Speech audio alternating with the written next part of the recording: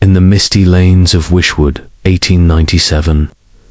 A solitary cyclist with gleaming silver handlebars shadows Miss Cecilia Hargrave, governess to the Dunstan household, sparking a chilling mystery. Sherlock Holmes and Dr. Watson uncover a sinister plot by Grayson and Co. to steal a Caelan-rich estate through forged deeds, orchestrated by the cunning Percival Stowe and treacherous solicitor Edward Carver. From hidden cellars to London's foggy streets, Holmes unravels a web of greed, capturing the cyclist Vincent Hale and exposing the mastermind Edmund Grayson. With Mr. Dunstan's resolve and a secret 1850 deed, the estate is saved, and peace returns, another triumph for the indomitable detective.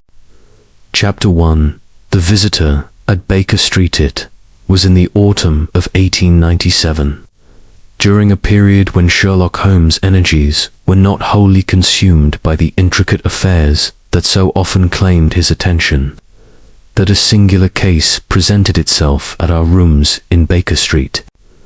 The year had been a tumultuous one, marked by the peculiar matter of the Dutch steamship Friesland and the curious persecution of the Earl of Maynooth, both of which had tested Holmes' faculties to their utmost. Yet, as October settled over London with its fogs and fleeting sunlight, there came a brief interlude of calm. And it was during this hiatus that the adventure of the solitary cyclist began, a case which, though it commenced with an air of simplicity, would unravel into a labyrinth of human motive and deception. The morning of October 12th was one of those crisp, golden days that seemed to hold the city in a delicate balance between summer's warmth and winter's bite. I was seated by the fire, perusing the Morning Post, while Holmes, clad in his mouse-colored dressing gown, conducted a chemical experiment at the deal table, the acrid scent of some reagent mingling with the aroma of Mrs. Hudson's coffee. His long fingers, stained with acid, moved with the precision of a violinist, and his eyes, half closed, betrayed that intense concentration which I had come to associate with his moments of deepest engagement. The room was silent, save for the occasional clink of glassware and the rustle of my newspaper, when a sharp knock at the door broke the stillness. Mrs. Hudson entered, her expression one of mild exasperation, and announced a visitor, Miss Cecilia Hargrave, of Wishwood, Hertfordshire. Holmes, without looking up from his crucible, bade her show the lady in, and I set aside my paper, curious to see what manner of client had ventured to disturb the great detective's repose. Miss Hargrave proved to be a woman of some 28 years, tall and slender, with a face that combined the refinement of good breeding with the weathered resilience of one accustomed to the outdoors. Her attire was practically a grey tweed cycling costume, its hem slightly muddied, and a small hat pinned neatly to her auburn hair. Her eyes, a clear hazel, were bright with intelligence, but clouded with an unmistakable anxiety, and her hands, gloved though they were, bore the faint calluses of one who gripped handlebars frequently. Holmes, now abandoning his experiment, fixed his gaze upon her with that penetrating scrutiny which seemed to strip away all artifice. "You have come from Hertfordshire by the early train," he remarked, leaning back in his chair and steepling his fingers. "Your journey was hasty, for you have not changed from your cycling attire, and the mud upon your skirt is of the red clay found near Wishwood. You are a governess, I perceive, and your employer is a man of means, but not of title. Pray, take a seat and tell us what brings you to Baker Street." Miss Hargrave started, her lips parting in surprise, but she recovered quickly and seated herself upon the edge of the sofa. "You are correct, Mr. Holmes," she said, her voice clear but tinged with urgency. "I am governess to the children of Mr. Reginald Thornhill, of Wishwood Hall." "But how you knew a simple matter," Holmes interrupted, with a wave of his hand. Your gloves show the wear of bicycle handlebars, and the pin in your hat is of a modest design, suggesting employment rather than wealth. The timetable of the Great Northern Railway confirms that the first train from Wishwood arrives at King's Cross at 8:30, and your presence here at 9 indicates haste. As for your employer, the absence of a crest on your notepaper, which I observe peeking from your reticule, suggests a gentleman of property but not of the peerage. Now, Miss Hargrave, what troubles you? Her hands clasped tightly in her lap, and she drew a deep breath before beginning. It is a matter both strange and unsettling, Mr. Holmes. For the past 6 weeks, I have been followed on my evening rides through the lanes of Wishwood. I am fond of cycling. It clears the mind after a day with the children, and I take daily rides along the quiet roads near the hall.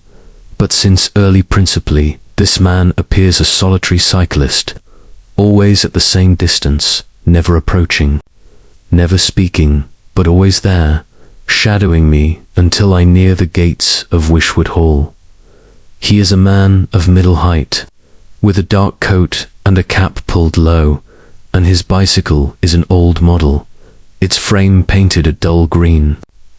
I have tried varying my routes, but he is always there, waiting for an opportunity to interrupt, but Holmes, with his customary courtesy, would not hear of it. Miss Hargrave's account was delivered with a composure that belied her distress. At first I thought little of it, she said. I assumed he was a poacher or a vagrant, perhaps spying for my employer. But he never attempts to overtake me, and his presence feels deliberate, as though he knows my habits. I have spoken to Mr. Thornhill about it, but he dismissed it as a coincidence, suggesting I might have mistaken a local farmer or labourer.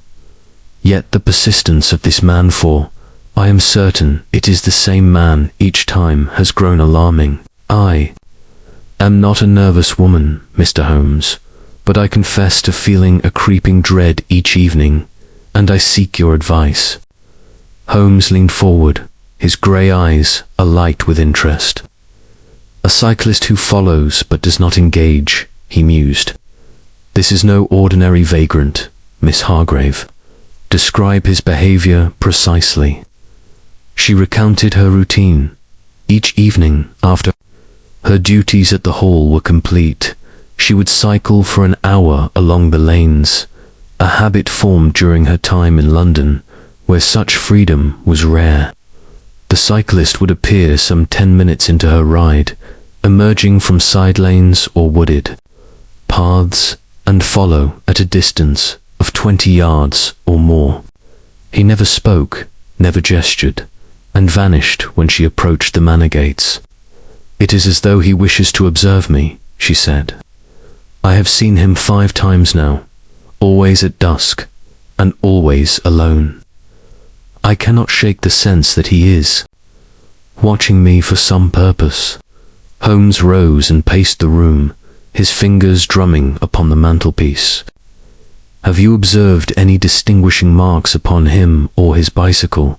He asked. Yes, she replied. His cap is worn low, obscuring his face, but I have noted a slight stoop in his posture, as though he is weary or unwell. The bicycle is old, with a green frame and rusted spokes, and it makes a faint rattling sound, as if something is loose. I have tried to confront him, but he eludes me, turning down paths too narrow for pursuit. Holmes stopped pacing, his expression inscrutable. You have done well to seek me out, Miss Hargrave, he said. This matter requires investigation. I shall accompany you to Wishwood tomorrow evening and observe this cyclist myself. In the meantime, describe the household at Wishwood Hall. Miss Hargrave provided a detailed account of the Thornhill family. Mr. Reginald Thornhill, a widower of 42, was a man of reserved temperament, devoted to his estate and his 2 children, Margaret aged 10, and Thomas, aged 8. The household included a housekeeper, Mrs. Langley, a cook, a maid, and a groundsman named Mr. Gideon, a taciturn fellow who lived in a cottage on the estate. None, she insisted, could be the cyclist, for she knew their habits and none were cyclists. Holmes listened intently, his silence betraying the rapid workings of his mind. "I shall require a map of the estate and its surrounding lanes," he said at length, "and I must ask you to refrain from discussing this matter with anyone until I have made further inquiries. Dr. Watson and I will take the evening train to Wishwood tomorrow." Miss Hargrave rose, her relief palpable. "I am grateful, Mr. Holmes," she said. "I trust you will resolve this mystery." With that, she departed, leaving Holmes staring into the fire, his mind already weaving the threads of the case. Holmes turned to me, his eyes gleaming. "A solitary cyclist who follows but does not act, Watson," he said. "This is no mere coincidence. There is a purpose here, and I intend to uncover it." Chapter 2. The Dunstan household. The morning following our nocturnal vigil near Wishwood Hall found Sherlock Holmes in a state of restless energy, his mind already dissecting the fragments of the cyclist mystery that had presented themselves. The previous evening, the faint rattling of the green bicycle, the stooped posture of its rider, and the deliberate precision of his movements had kindled in Holmes that peculiar intensity which I had come to recognize as the harbinger of a case that would tax his faculties. We breakfasted at the Hare and Hounds, a modest inn on the outskirts of Wishwood village, where the scent of bacon and the clatter of crockery mingled with the murmurs of local gossip. Holmes, however, was oblivious to such distractions, his thoughts fixed upon the task ahead. "Our first objective," he said, as he pushed aside a half-eaten plate of kippers, "is to gain access to Wishwood Hall without arousing suspicion. Miss Hargrave's position as governess provides us with a pretext, but we must tread carefully. The cyclist's purpose remains obscure, and I suspect the household holds the key to his motives." He unfolded a map of the estate, its creases, worn from frequent study, and traced the lanes where the cyclist had appeared. "The path where he vanished last night is our next point of inquiry, but first we must meet Mr. Thornhill and his household." I nodded, accustomed to Holmes' method of weaving observation and action into a seamless whole. "Do you believe the cyclist is connected to someone within the hall?" I asked. "It is a probability," Holmes replied, his eyes narrowing. "The cyclist's knowledge of Miss Hargrave's routine suggests familiarity with the estate's rhythms. He may be an agent of someone within, or he may seek to influence the household through her. The rattling bicycle and stooped posture are clues, Watson, small but significant. We shall see what Wishwood Hall reveals." We set out for the estate in the dog-cart, the morning air sharp with the scent of dew-soaked grass and the distant tang of woods. Wishwood Hall stood at the end of a winding drive, a Georgian edifice of weathered stone, its ivy-clad walls lending it an air of sombre dignity. The grounds were expansive, bordered by hedgerows and dotted with ancient oaks, their branches casting dappled shadows across the gravel path. The lanes where Miss Hargrave cycled lay to the west, a network of narrow tracks flanked by woods and fields, ideal for concealment yet treacherous for pursuit. Miss Hargrave met us at the gate, her expression a mixture of relief and apprehension. "Mr. Thornhill has agreed to receive you," she said, leading us toward the hall. "I have told him you are friends from London, interested in the history of the estate. He is a private man, Mr. Holmes, and may not take kindly to probing questions." Holmes smiled thinly. "Leave that to me, Miss Hargrave. A little tact can unlock many doors. We were ushered into a spacious hall, its walls adorned with portraits of stern-faced Thornhills, their eyes seeming to follow us as we passed. Mr. Reginald Thornhill awaited us in the drawing-room, a tall man of 42, with a lean face and dark hair streaked with grey. His manner was courteous but guarded, his eyes betraying a weariness that spoke of burdens unshed. He welcomed us with a formal nod, gesturing to chairs upholstered in faded damask. "Miss Hargrave tells me you are antiquarians," he said, his voice low and measured. "Wishwood Hall has a long history, though I fear it is not remarkable. The house has been in my family for 3 generations, built by my great-grandfather after his return from the Americas." Holmes adopted an air of scholarly interest, his tone light but probing. "A fine estate, Mr. Thornhill. I understand it includes extensive lands to the west, where the lanes are much frequented by cyclists. Have you noticed any strangers about?" Thornhill's brow furrowed slightly, but he shook his head. "The lanes are public, and cyclists are common in these parts. I have seen none that gave me cause for concern." Miss Hargrave mentioned her unease, but I suspect she has mistaken some harmless villager for a pursuer. Holmes nodded, his expression unreadable. "Perhaps, yet the countryside can harbour curious characters. May we see the grounds? A walk might illuminate the estate." "History," Thornhill agreed, though his reluctance was evident. He summoned Mrs. Langley, the housekeeper, a woman of middle age, with a severe countenance and eyes that missed nothing. She led us through the gardens, where the children, Margaret and Thomas, played under the watchful eye of a maid. Margaret, a bright-eyed girl of 10, waved shyly, while Thomas, a sturdy boy of 8, chased a hoop with boyish vigour. Holmes observed them closely, noting their ease with Miss Hargrave and their distance from their father. The grounds were meticulously kept, the work of Mr. Gideon, the groundsman, whom we met near the stables. Gideon was a burly man of 50, with a weathered face and hands calloused from labour. He spoke little, answering Holmes' questions about the estate's boundaries with monosyllabic grunts. "No cyclists round here," he muttered when pressed. "Lanes are quiet, except for Miss Hargrave." Holmes' eyes lingered on Gideon's boots, which bore traces of red clay similar to that found on Miss Hargrave's skirt. "You maintain the paths as well?" he asked.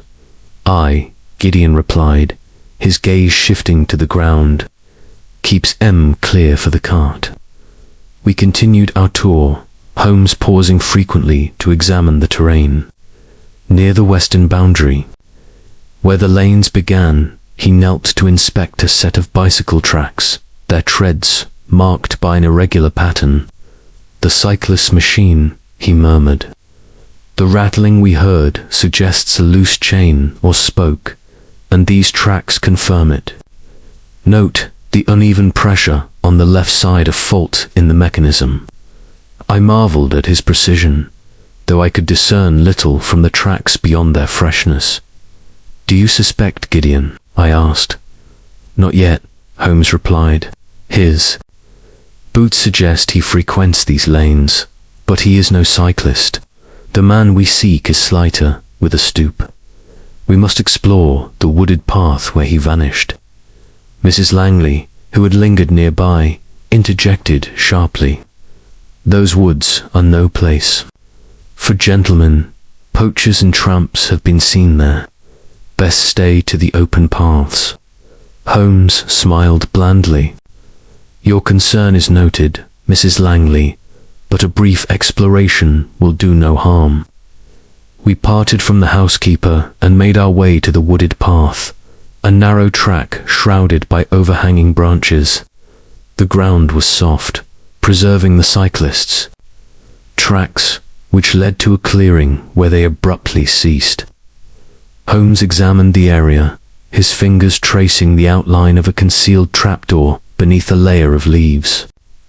With effort, we lifted it, revealing a shallow cellar, empty save for a bundle of papers and a rusted lantern. The papers bore the letterhead of Grayson & Co., a London firm, and contained surveyor's notes on the Wishwood estate, with annotations, marking a parcel of land near the lanes. Holmes' eyes gleamed. "A surveyor's lair," he said. "Our cyclist is no mere vagrant, Watson. He is an agent, likely employed to assess this land. But why the secrecy, and why follow Miss Hargrave?" We replaced the trapdoor and returned to the hall, where Holmes requested a private word with Miss Hargrave.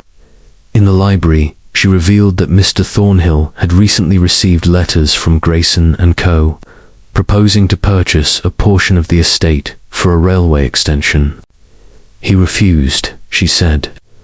The land belonged to his late wife, and he wishes to preserve it for the children.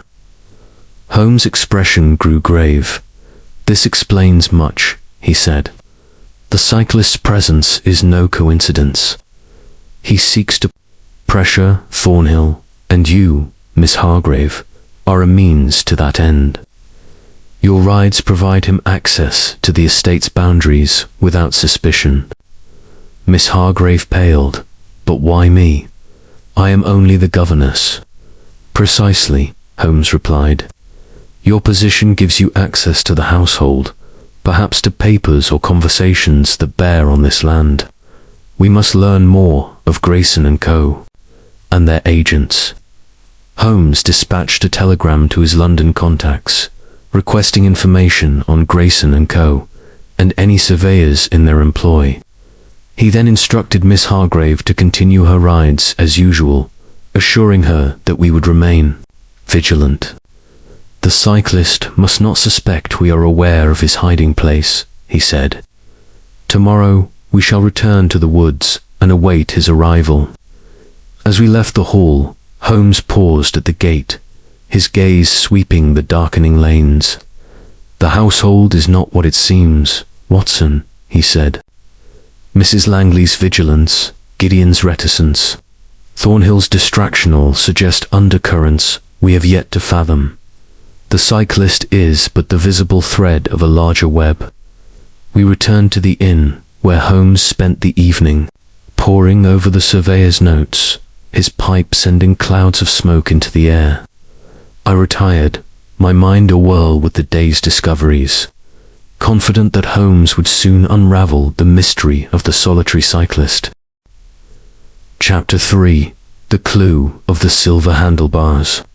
Discovery of the surveyor's notes in the hidden cellar had ignited in Sherlock Holmes that peculiar fervor which I had come to associate with the unraveling of a complex mystery. The morning after our exploration of Wishwood Hall found us once more at the Hare and Hounds, the small inn serving as our temporary headquarters in the quiet village of Wishwood. The air was heavy with the scent of autumn leaves, and a thin mist clung to the fields, lending an air of secrecy to the landscape that seemed to mirror the enigma before us. Holmes sat by the window, his long fingers drumming upon the table, his eyes fixed on the surveyor's papers, which he had spread out before him like a general studying a battle plan. "Watson," he said, breaking a silence that had lasted. "Since breakfast, the cyclist is no mere phantom. These notes confirm he is an agent of Grayson & Co., tasked with assessing the Thornhill estate for their railway scheme. But the question remains, why does he shadow Miss Hargrave? Her role as governess seems incidental, yet his persistence suggests she is central to his purpose." He tapped a page marked with precise measurements of the western lands. "The land in question is valuable, but Thornhill's refusal to sell indicates a deeper motive, perhaps sentimental, perhaps legal." I leaned over to examine the papers, their technical jargon largely incomprehensible to me. Could the cyclist be gathering evidence to force Thornhill's hand? I ventured. Holmes nodded. A plausible theory, but incomplete. The cyclist's behavior, his stooped posture, the rattling bicycle, his avoidance of confrontations suggests caution, not coercion. He observes, but does not act. This points to reconnaissance, possibly for a purpose beyond the railway. We must identify him, and the clue lies in his machine. He drew my attention to a note Miss Hargrave had provided, describing the cyclist's bicycle as having a dull green frame and, most curiously, silver handlebars that gleamed in the twilight. Silver handlebars are uncommon, Holmes remarked. They are either a custom feature or a remnant of an older model, perhaps modified. If we can trace their origin, we may find our man. Holmes resolved to visit the village bicycle shop, a small establishment near the station, while I was tasked with returning to Wishwood Hall to observe the household's routines. Watch Mrs. Langley closely, he instructed. Her vigilance.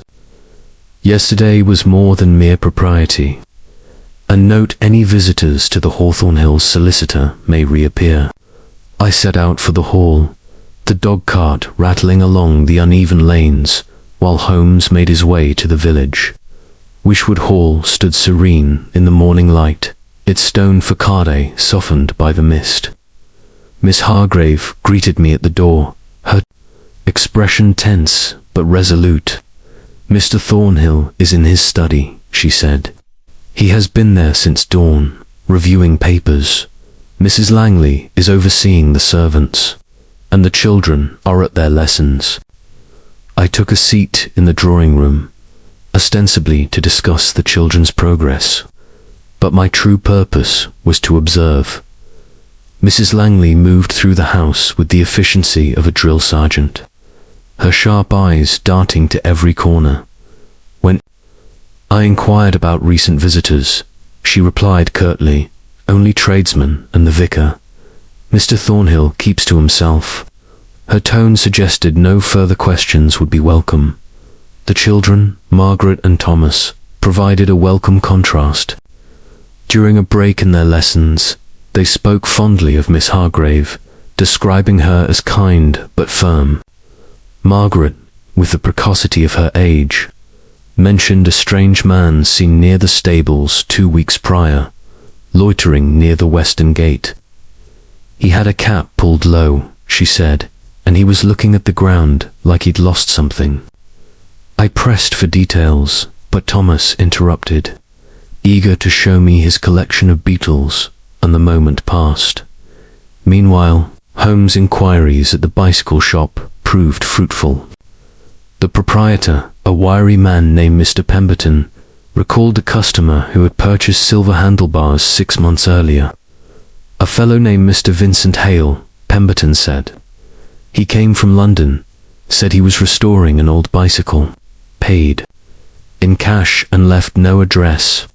The handlebars were custom made, imported from Birmingham, only pair I've sold in years. Holmes pressed for a description. Middle height, thin, with a slight stoop, Pemberton replied. Wore a dark coat and cap, and seemed in a hurry. Said he was staying near Wishwood for a spell. Holmes purchased a ledger entry showing the sale, dated April 1897, and sent a telegram to his London contacts to trace Vincent Hale, suspecting he was the cyclist. Returning to the inn, Holmes shared his findings. Hale is our man, Watson, he said. The silver handlebars and stooped posture align with Miss Hargrave's account. His connection to Grayson and Co. is likely, but we need evidence linking him to the surveyor's notes. He produced the ledger entry, its ink faded but legible. The bicycle shop is a half-mile from the wooded path. Hale may use the cellar as a base, returning there after his rides. Holmes proposed a plan. We would stake out the wooded path that evening, concealing ourselves to observe Hale's movements. He follows Miss Hargrave at dusk, Holmes said. We shall let him believe he is undetected, then follow him to his lair.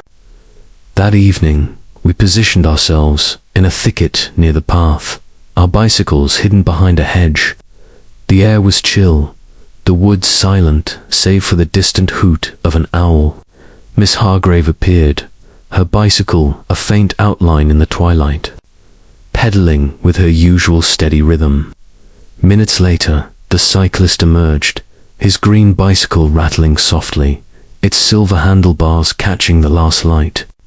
His stoop was pronounced, his cap low, and he maintained a precise distance from Miss Hargrave, never wavering. Holmes signaled for silence, his eyes fixed on the cyclist. As Miss Hargrave neared the manor gates, the cyclist veered down the wooded path, as expected. We followed on foot, moving with care to avoid detection. The path led to the clearing, where the cyclist dismounted and opened the trapdoor, descending into the cellar. Holmes waited until the lantern's glow faded, then approached, peering through a crack in the trapdoor. Inside, Hale was examining a map, muttering to himself, his voice too low to discern. Holmes motioned for retreat. "We have confirmed his identity," he whispered. "Tomorrow we shall search the cellar in daylight and uncover his purpose." The next morning we returned to the clearing, finding the cellar undisturbed. The papers were gone, but Holmes discovered a scrap of cloth caught on a nailer dark wool, matching Hale's coat. Beneath the trapdoor, he found a hidden compartment, containing a small notebook, its pages filled with cryptic shorthand. "A code," Holmes said, pocketing it. "This will require deciphering, but it confirms Hale's role as more than a surveyor." Back at the inn, Holmes worked feverishly to decode the notebook, his pipe sending clouds of smoke into the air. By noon, he had cracked the cipher, revealing a series of messages between Hale and an unknown correspondent, discussing pressure points and the governess's influence. One entry read, "Her presence complicates the plan. Ensure she is unnerved." Holmes' eyes gleamed. "Hale is not acting alone," he said. "Someone within the household, or closely connected, directs his actions." Mrs. Langley's vigilance and Gideon's reticence bear scrutiny. But we must also consider Thornhill himself. He resolved to confront Thornhill, but first, he sent a telegram to Scotland Yard, requesting information on Vincent Hale's criminal record, if any. The reply arrived that afternoon. Hale was a known associate of Grayson & Co., with a history of minor fraud, though no convictions. "A hired man," Holmes said. "But hired by whom?" We returned to Weishwood Hall, where Holmes requested a private audience with Thornhill. The interview was tense, Thornhill's reserve giving way to irritation as Holmes probed about Grayson & Co. and the land sale. "I have refused their offers," Thornhill said. "The land is my children's inheritance, tied to their mother's will. I will not sell." Holmes mentioned the cyclist, watching Thornhill closely.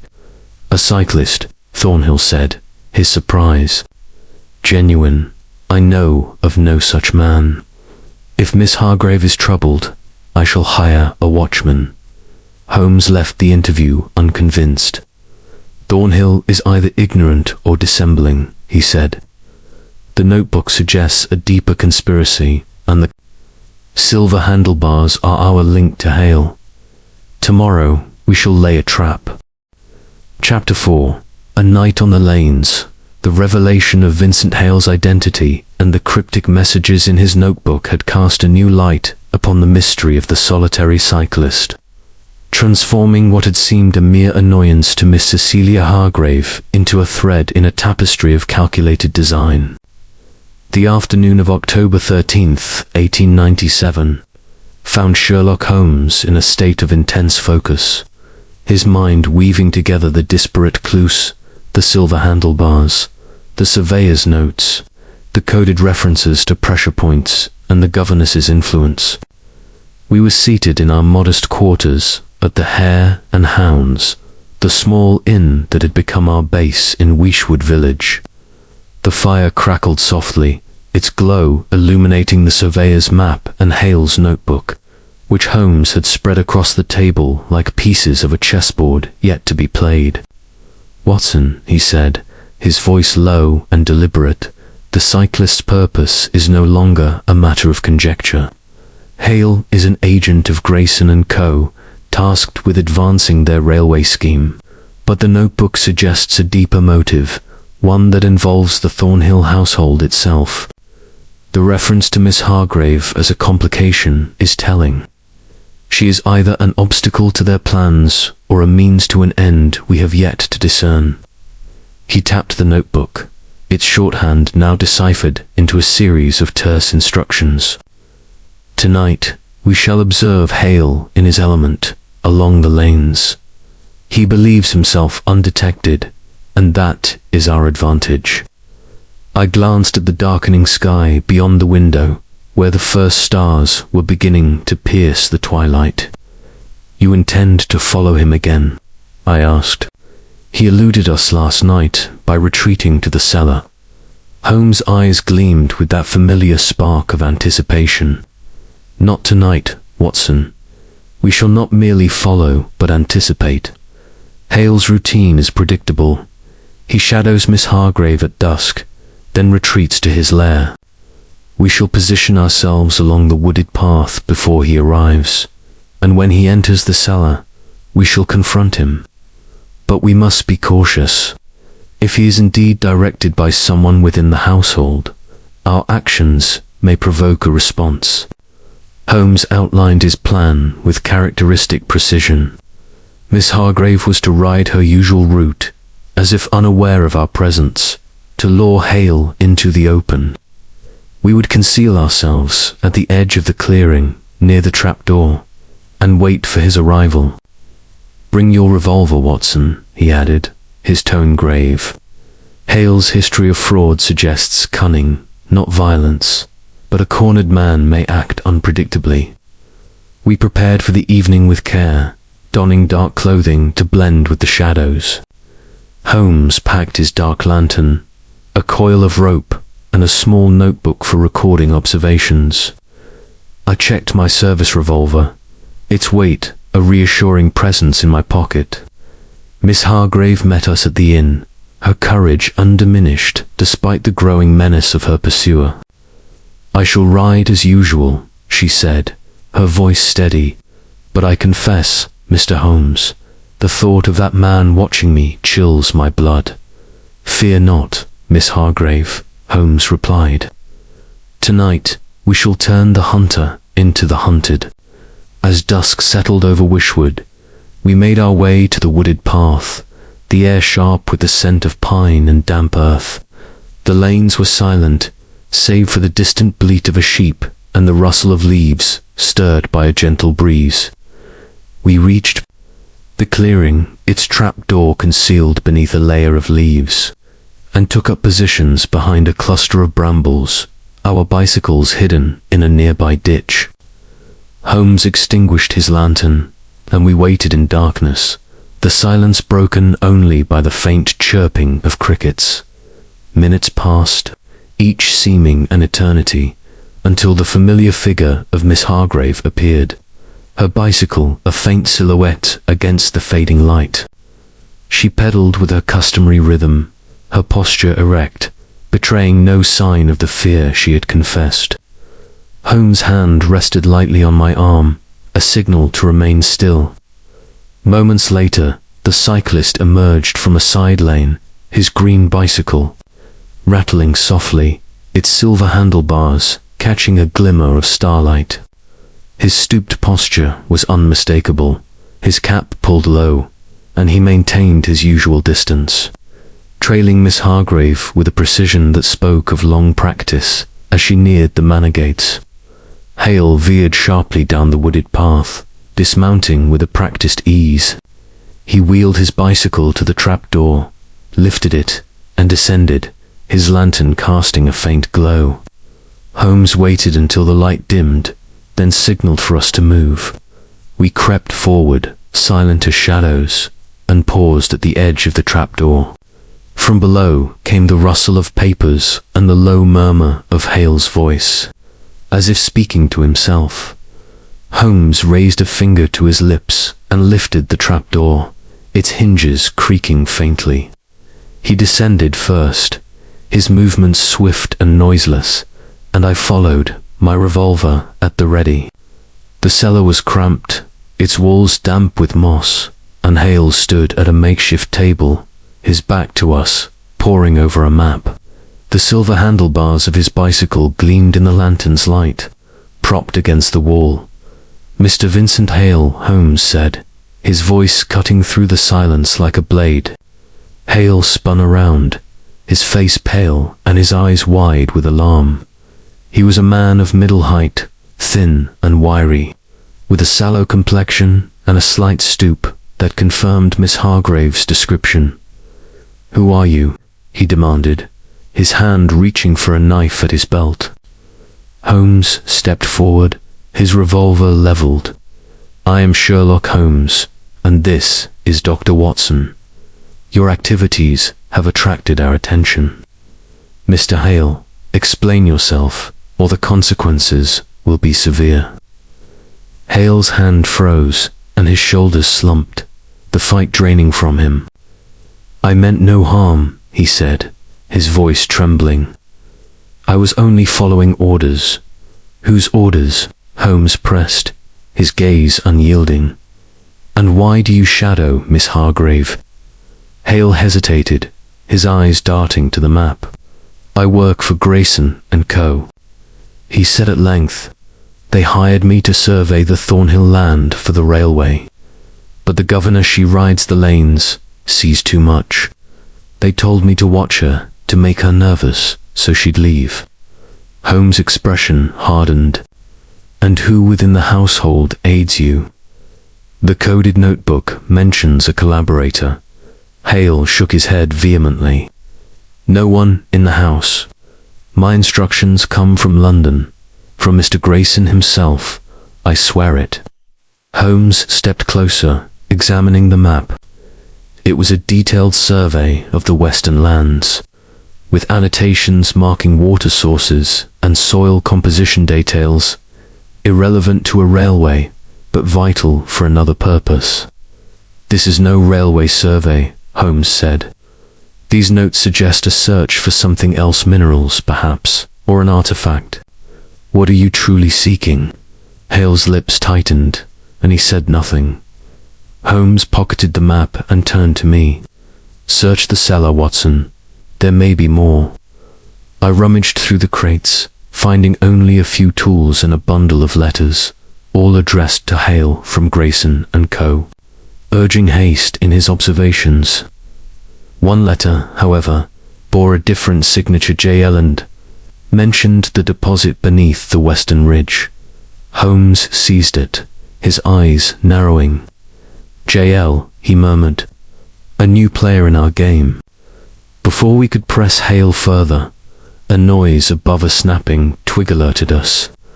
Holmes doused the lantern and motioned for silence. Footsteps approached, heavy and deliberate, and a shadow passed over the trapdoor.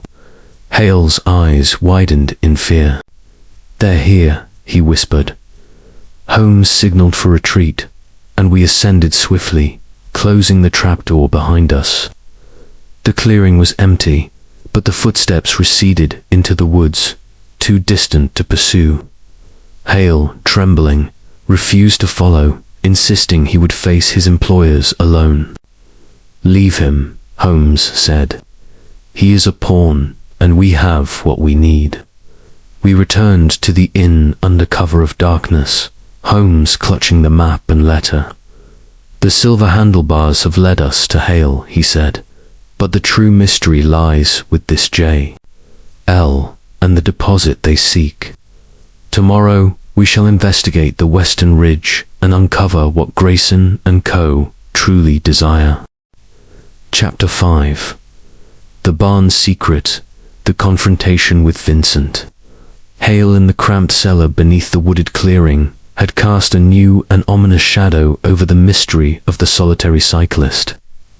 The letter signed J.L., with its cryptic reference to a deposit beneath the western ridge, had ignited in Sherlock Holmes a restless determination to probe deeper into the machinations of Grayson and Co.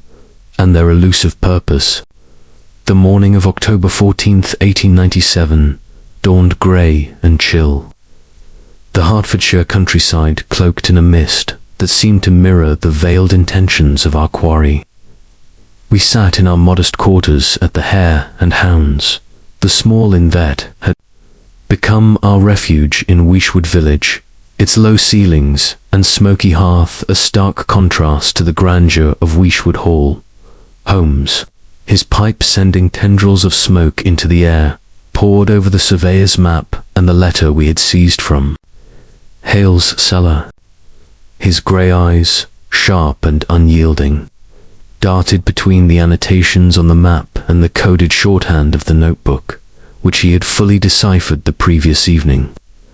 "Watson," he said, his voice a low murmur, "the pieces of this puzzle are beginning to align, though the picture remains incomplete.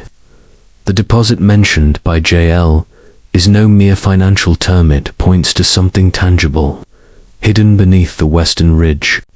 The cyclist's pursuit of Miss Hargrave is a distraction, a means to unsettle the household while Grayson and Co. pursue their true aim." I leaned forward, intrigued by the implications. "You believe they seek a physical resource, perhaps, or something buried on the estate?" Holmes nodded, his fingers tracing a contour line on the map. The surveyor's notes detail soil composition and water sources, irrelevant for a railway but critical for prospecting. The western ridge, marked here, is geologically distinct. Tits clay and chalk suggest the possibility of a mineral vein or an archaeological find. Hale's role is to monitor the estate, ensuring their operations remain undetected. But the barn, mentioned in the notebook as structure near the ridge, may hold the key. He produced the decoded notebook, pointing to an entry: "Meet J.L. at the barn, 10 p.m. 12th, confirm deposit's location." The date had passed, but Holmes suspected the barn was a recurring meeting place. "We must investigate this barn today," he said. "It lies beyond the wooded path, near the western boundary. If it harbors a secret, we shall uncover it before Hal or his confederates return." Our plan was swiftly formed. Miss Hargrave was to maintain her routine, riding the lanes at dusk to keep Hal occupied, while Holmes and I explored the barn. In daylight, when it was least likely to be guarded, we sent a telegram to Scotland Yard, requesting further details on J.L. and any known associates of Grayson and Co., and another to a geological expert in London, inquiring about mineral deposits. In Hertfordshire, Holmes packed his dark lantern, a crowbar, and a small camera to document any findings, while I ensured my revolver was loaded. Mindful of the footsteps we had heard in the clearing the previous night, we set out for the western ridge, the dog-cart rattling along the uneven lanes. The mist had lifted, revealing a landscape of rolling fields and ancient hedgerows, the air sharp with the scent of damp grass and wood smoke.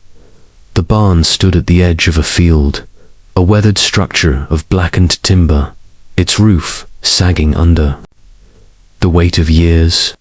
It was isolated, screened by a copse of elms, and its solitude suggested it was no longer in regular use. The surveyor's map marked it as Old Barn, with a faint circle drawn around it, as if it held particular significance. Holmes approached with caution, his eyes scanning the ground for tracks. The earth was soft, preserving the imprints of bicycle tires. Hales, with their characteristic uneven tread and heavier boot marks, suggesting a second visitor. "Recent," Holmes murmured, kneeling to examine the prints. "Two men, one slight, likely Hale, and another, heavier. Possibly JL. They were here within the last day." The barn's door was secured with a rusted padlock, which Holmes dispatched with his crowbar in moments. Inside, the air was musty, thick with the scent of mold and old hay. Shafts of light pierced the gaps in the walls, illuminating a jumble of farming tools, broken crates, and a pile of sacks in the corner. Holmes moved with purpose, his lantern casting a soft glow as he examined the floorboards. "The secret lies beneath," he said, tapping the boards with his foot. A hollow sound confirmed his suspicion, and we set to work prying up the planks. Beneath the floor was a shallow pit, lined with stone, containing a metal box. Its surface pitted with rust, but intact. Holmes lifted it carefully, revealing a lock of intricate design. "A strong box," he said, his voice tinged with excitement. "This is no farmer's hoard." With deft movements, he applied a set of picks, and the lock yielded, revealing a collection of documents, a small vial of crystalline powder, and a folded map, more detailed than the one we had found in the cellar. The documents were correspondence between JL, revealed as Jonathan Langley, a name that struck a chord, and Grayson and Co., discussing the deposit as a vein of kaolin, a rare clay used in porcelain manufacture, believed to lie beneath the western ridge. The map pinpointed a specific site, marked with a cross, and the vial contained a sample of the clay, its purity suggesting significant value. "Kaolin," Holmes said, "is worth a fortune to the right buyer. Grayson and Co. seek to exploit it, but Thornhill's refusal to sell the land stands in their way." The name Jonathan Langley prompted a moment of reflection. "Langley," I said. "Could he be related to Mrs. Langley, the housekeeper?" Holmes' eyes narrowed. "A shrewd observation, Watson. Mrs. Langley's vigilance takes on new meaning. She may be complicit, or at least aware of her kinsman's activities. We must question her, but discreetly." Before we could examine the documents further, a shadow passed across the barn's entrance. Holmes doused the lantern, and we crouched behind the crates, my hand on my revolver. The door creaked open, and a figure entered, a man, heavily built, with a limp and a face obscured by a scarf. He carried a lantern, its light revealing a pair of muddy boots and a coat of rough wool. He moved to the pit, muttering in frustration upon finding the box missing, then turned to leave. Holmes sprang forward, his revolver leveled. "Stand where you are," he commanded. "You are Jonathan Langley, I presume?" The man froze, his eyes darting between us. "You've no right here," he growled, his voice coarse. "This is private property." "And you are trespassing," Holmes retorted. "Explain your business with Vincent Hale and Grayson and Co., or you shall answer to the law." Langley hesitated, then bolted for the door. I tackled him, my military training serving me well, and we wrestled him to the ground. Holmes bound his wrists with the rope, and, under questioning, Langley revealed a partial truth. He was Mrs. Langley's brother, employed by Grayson and Co. to locate the kaolin deposit. Hale's role was to monitor Miss Hargrave, whose rides along the lanes risked exposing their secret surveys. "We meant no harm," Langley insisted. "Just business." Holmes was unmoved. "Business that involves intimidation and deceit," he said. "Who else is involved? Is Mrs. Langley your confederate?" Langley shook his head. "She knows nothing. I kept her out of it." Holmes pocketed the strong box's contents and instructed me to guard Langley while he fetched the local constable. By dusk, Langley was in custody, protesting his innocence. Holmes, however, was skeptical. "He knows more than he admits," he said as we returned to the inn. The Kalin explains Grayson and Co.'s interest, but the household's role remains unclear. Mrs. Langley must be questioned, and we must explore the western ridge to confirm the deposit. That evening, Holmes deciphered the remaining documents, which detailed a plan to undermine Thornhill's ownership through forged deeds, suggesting a deeper conspiracy. "The barn's secret is but one piece of the puzzle," Holmes said, his pipe glowing in the darkness. "Tomorrow, we shall confront Mrs. Langley and visit the ridge. The cyclist's shadow grows longer, Watson, but we are closing in." Chapter 6. The London Connection. The discovery of the Kalin deposit and the capture of Jonathan Langley in the barn had transformed the mystery of the solitary cyclist into a web of calculated greed, with threads stretching far beyond the quiet lanes of Wishwood. The morning of October 15th, 1897, found Sherlock Holmes in a state of relentless purpose, his mind dissecting the contents of the strongbox, the surveyor's map, the vial of kyalin, and the letters hinting at forged deeds, to undermine Mr. Reginald Thornhill's ownership of his estate. We were seated in our temporary quarters at the Hare and Hounds, the small inn in Wishwood Village, its low-beamed ceiling and smoky hearth a stark contrast to the intricate conspiracy we now pursued. The air was crisp, the window panes fogged, with the chill of an autumn dawn, and Holmes' pipe sent clouds of smoke curling toward the ceiling as he studied the decoded notebook and the letter signed J.L. "Watson," he said, his voice a measured cadence. "The Kalin deposit explains Grayson and Co.'s interest, but the forged deeds suggest a bolder scheme to seize the land outright rather than purchase it. Jonathan Langley is a pawn, as is Vincent Hale, but the hand that moves them resides in London. This J.L., presumably Langley, himself answers to a higher authority within Grayson and Co. We must trace this connection to its source, and that requires a journey to the city." I glanced at the documents, their legal jargon and cryptic annotations a maze to my untrained eye. "You suspect Grayson and Co.'s offices hold the key?" I asked. Holmes nodded, his fingers tapping the letter. "The firm is the nexus of this plot. Their public face is that of railway developers, but the Kahalan suggests a hidden motive. Porcelain manufacture is a lucrative trade, and Hertfordshire's clay deposits are rare. The forged deeds indicate they seek to bypass Thornhill's refusal through fraud, and Miss Hargrave's presence complicates their secrecy. We shall visit their offices in London today, but first we must ensure Hale does not resume his activities."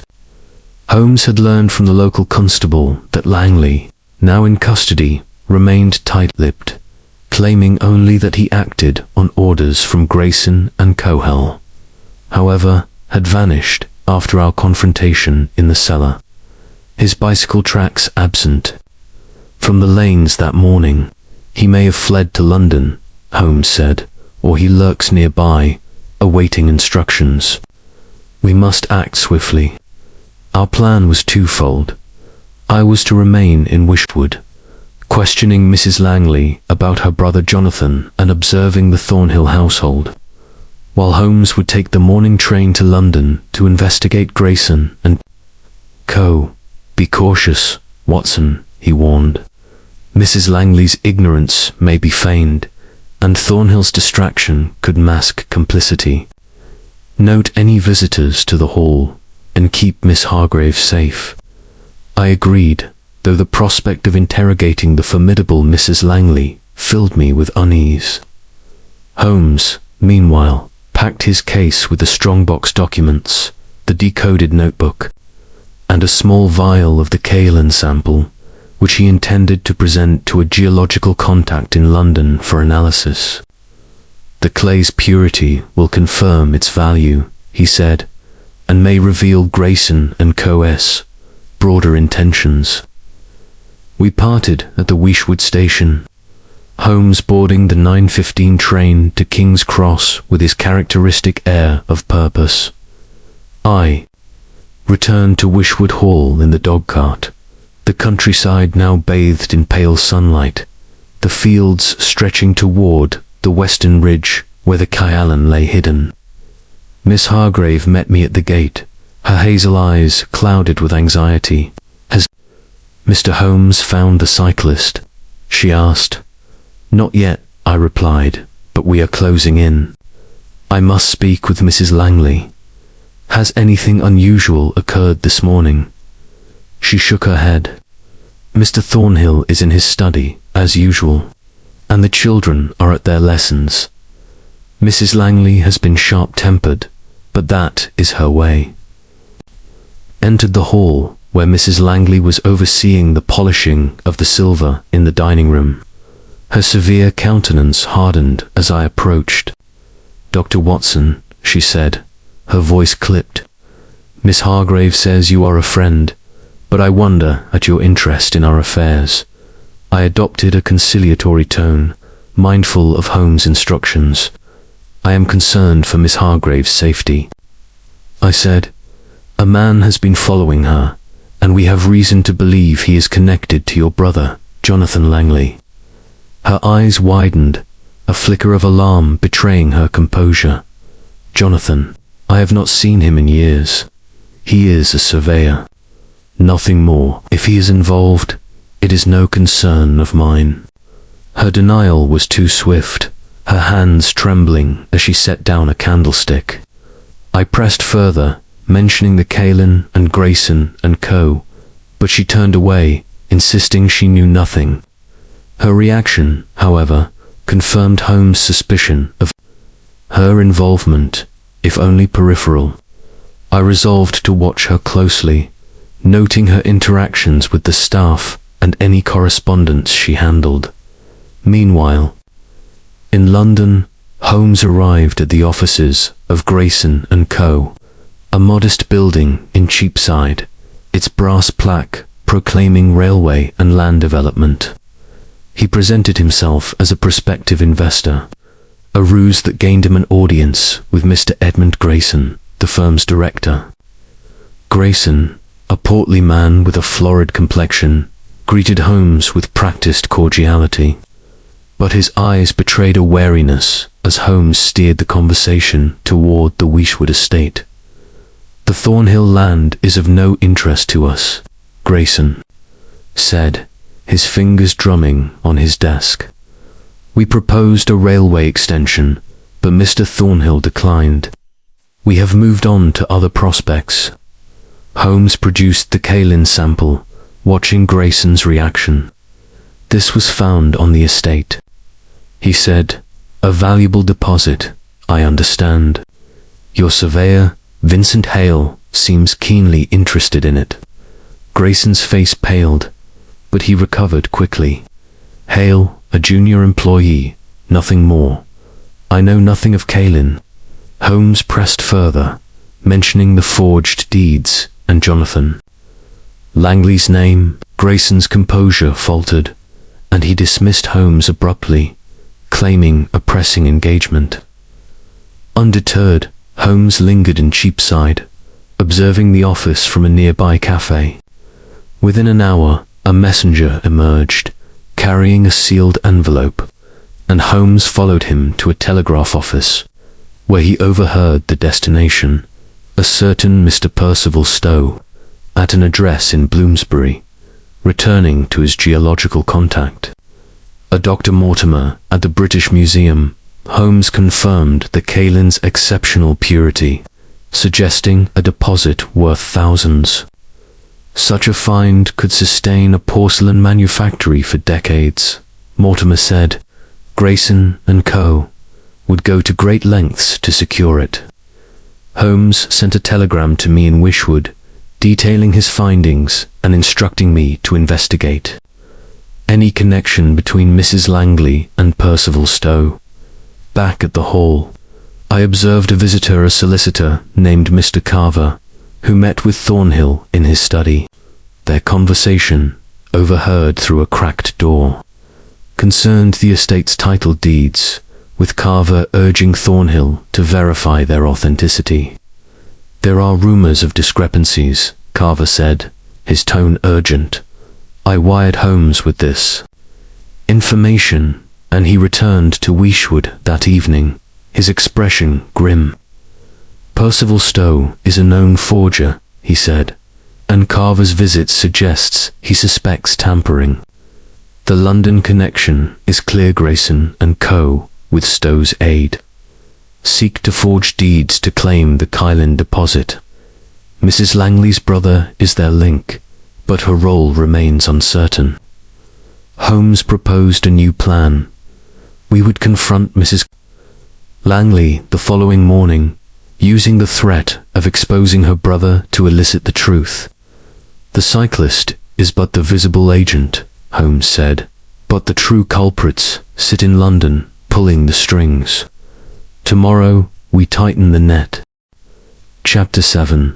The confrontation, the revelations in London, coupled with the discovery of Percival Stowe's involvement and the Kylan deposit's immense value, had tightened the web of intrigue surrounding the solitary cyclist to a point of critical tension.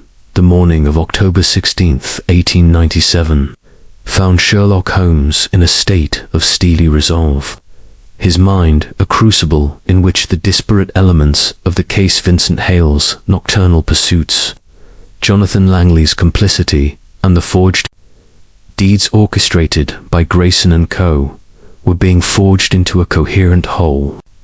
We sat in our now familiar quarters at the Hare and Hounds, the Wishwood in that had become our sanctuary amidst the gathering storm.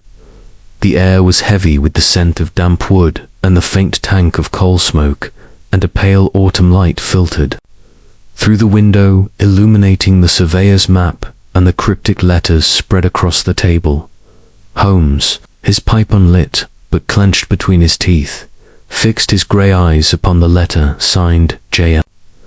"Watson," he said, his voice low and deliberate, "the time for observation has passed. The threads of this conspiracy converge upon Wishwood Hall, and Mrs. Langley, as Jonathan's sister, is our key to unlocking the household's secrets.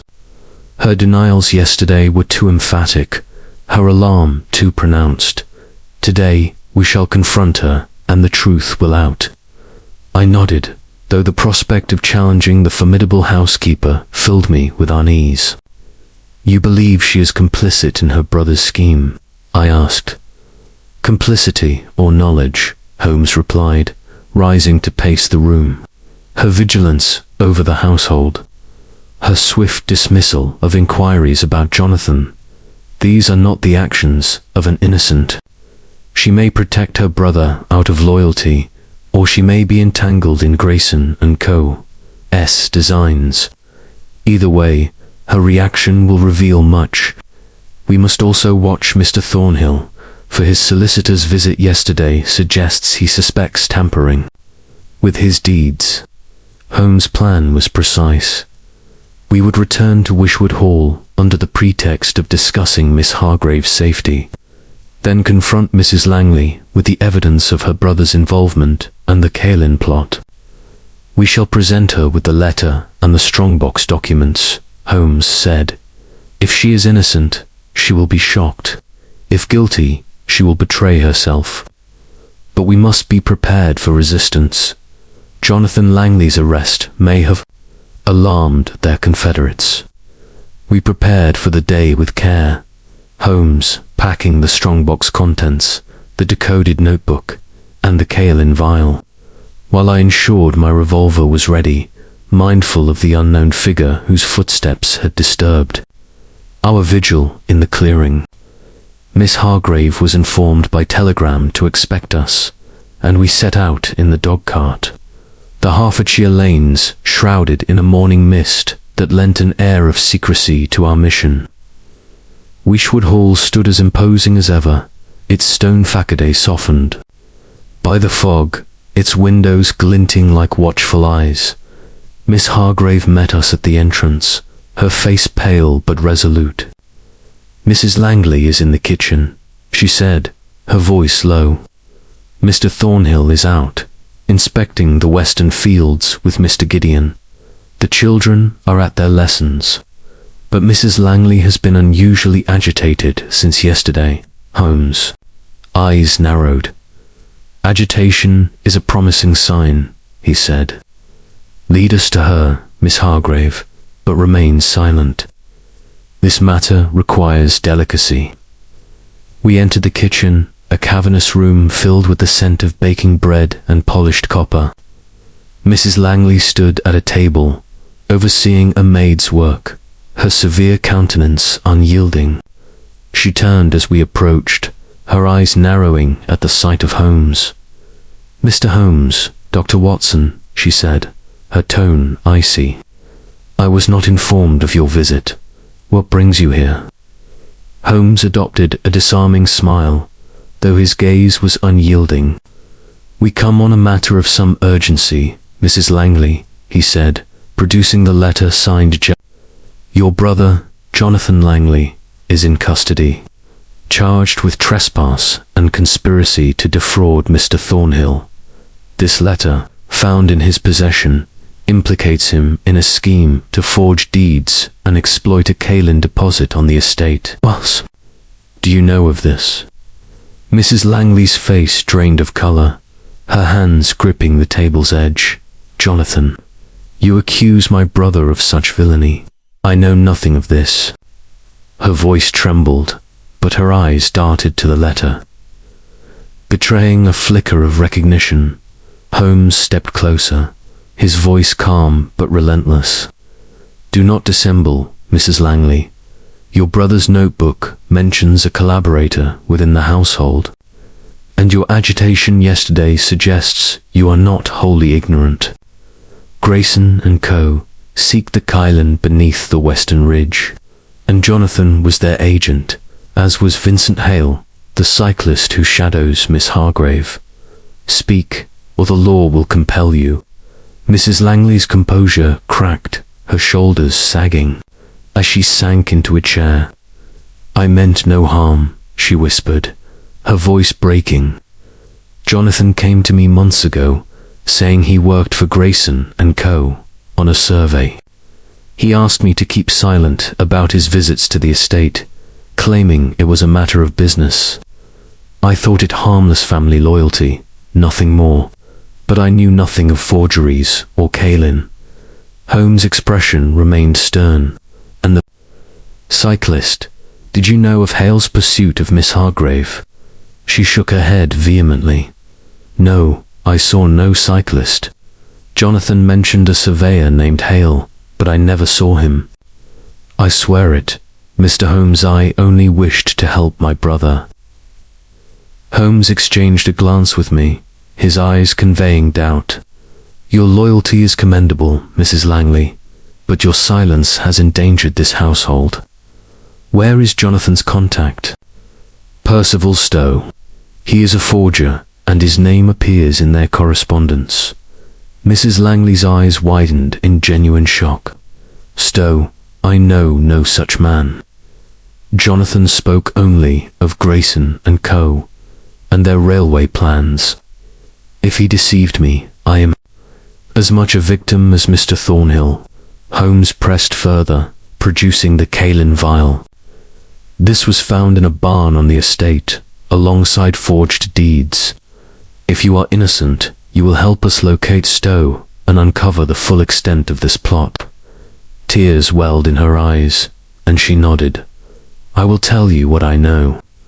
Jonathan met a man in the village last week at the Red Lion. I overheard him mention a meeting in London, but no names. I thought it was business, not this." Holmes' gaze softened slightly, but his tone remained firm. "You will remain here under Mr. Thornhill's supervision until we verify your story.